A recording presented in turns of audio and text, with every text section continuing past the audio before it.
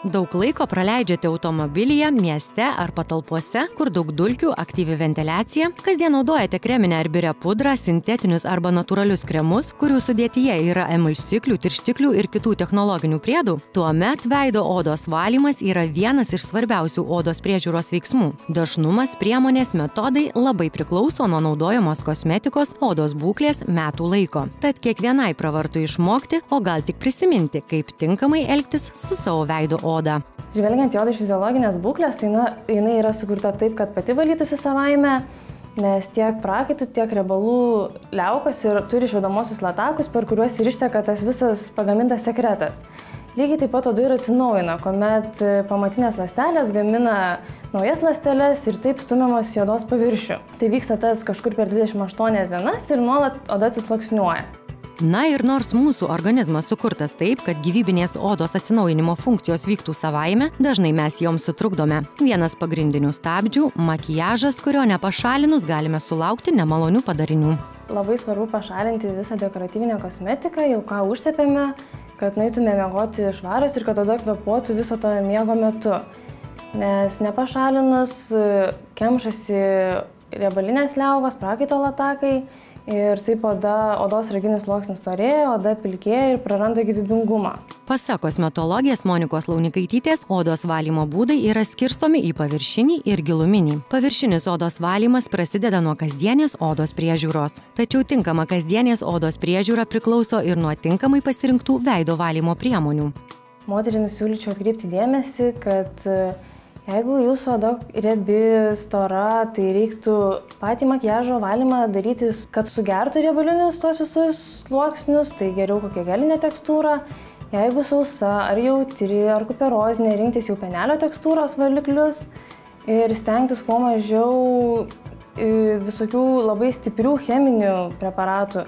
Taip pat specialistė siūlo patausoti savo paakius. Aplink akis oda yra ypatingai plona ir ten reikalauja ypatingos priežiūros.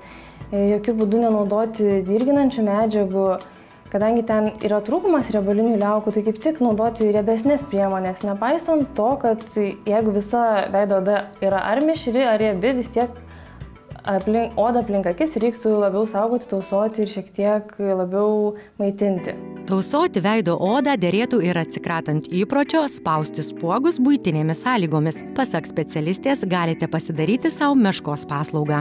Gal tą vieną ir išvalo, bet infekcija gali labai stipriai išnešioti ir tada jau prireikia daugiau procedūrų pas profesionalą ar kosmetologą ar dermatologą. Tai jau to mechaninio giluminio valymo pačiom darytis nelabai patarčiau.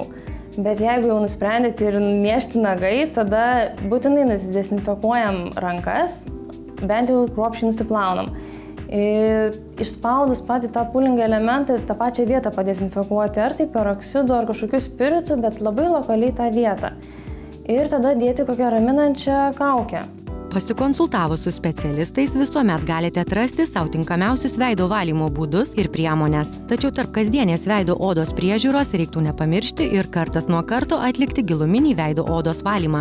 Grožio salonuose specialistai gali pasiūlyti įvairiausių valymo būdų. Tačiau jei neturite didelių odos problemų, puikiausiai galite atlikti giluminę veido valymo procedūrą namuose su tam skirtais buitiniais veido valymo aparatais.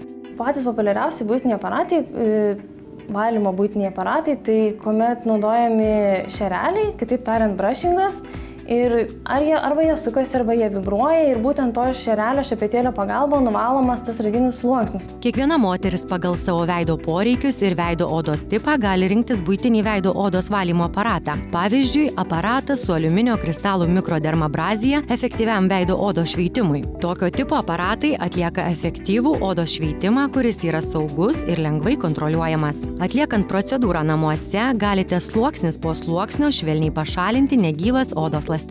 Negyvos odos ląstelės vakuumo pagalba pašalinamos nuo nušveistos odos, o tuo pačiu vakuumas suaktyvina odos mikrocirkuliaciją bei stimuliuoja kolageno ir elastino formavimąsi. Specialistai rekomenduoja procedūras atlikti 3–4 dienų intervalais po 10–15 minučių. Kita galimybė padėti savo odai – veido odą valantys ir masažuojantys buitiniai aparatai su šereliais, kurie naikina smulkias veido raukšleles ir didina odos elastingumą. Na, o jeigu Jeigu procedūras mėgstate atlikti tiesiog duše, tuomet galite rinktis ir vandeniui atsparų buitinį veido valymo aparatą. Tiesa, buitinius veido valymo prietaisus sukamaisiais judesiais galima naudoti kaktos, skruostų, nosies ir smakro srityse. Rekomenduojamos procedūros laikas nurodytas kiekvieno buitinio aparato naudojimosi instrukcijoje.